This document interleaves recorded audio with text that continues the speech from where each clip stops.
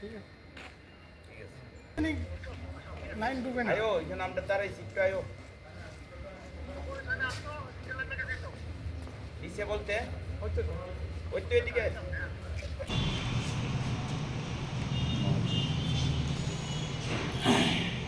গন্ডাছড়ায় একের পর এক এলাকা বিদ্যুৎ, ঝড় নেই, বৃষ্টি নেই, বিদ্যুৎ নেই। এটির পক্ষে আমরা ধলাই জেলার গুরুত্বপূর্ণ ও জরুরি 12 দফা দাবি নিয়ে জেলা শাসকের কাছে আমরা এক প্রতিনিধি দল ডেপুটেশন সংগঠিত করি। তাতে 9 জন নেতৃত্ব ছিলেন। শ্রদ্ধেয় কমরেড পঙ্কজ চক্রবর্তী প্রতিনিধি দল আমরা জেলা শাসকের নিকট মিলিত হই।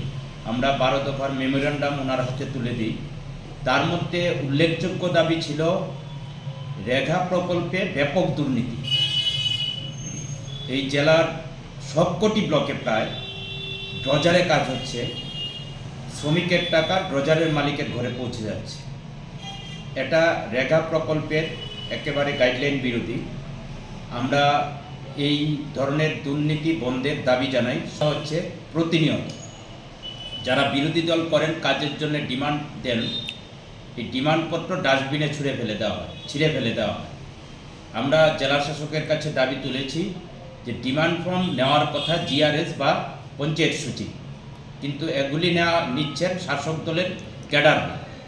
তাই সঠিক নিয়মে ডিমান্ড ফর্ম নিয়ে রিসিভ যদি নিতে চায় কোনো শ্রমিক, তাকে এটার যেন দেওয়া হয় তার অধিকার অনুযায়ী। গোটা জেলার বিশেষ করে পাহাড়ি এলাকায়, উপজাতি অধ্যুষিত এলাকায়, কিছুটা সমতল এলাকায়ও আছে পানীয় জলের তীব্র সংকট।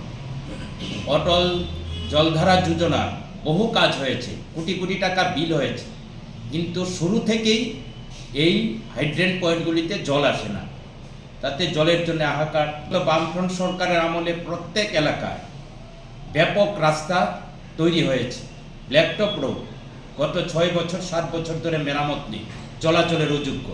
কোনো রোগী বাড়ি থেকে হাসপাতালের উদ্দেশ্যে রওনা হলে রাস্তায় মৃত্যুবরণ করতে হচ্ছে, এমন ঘটনা চলছে।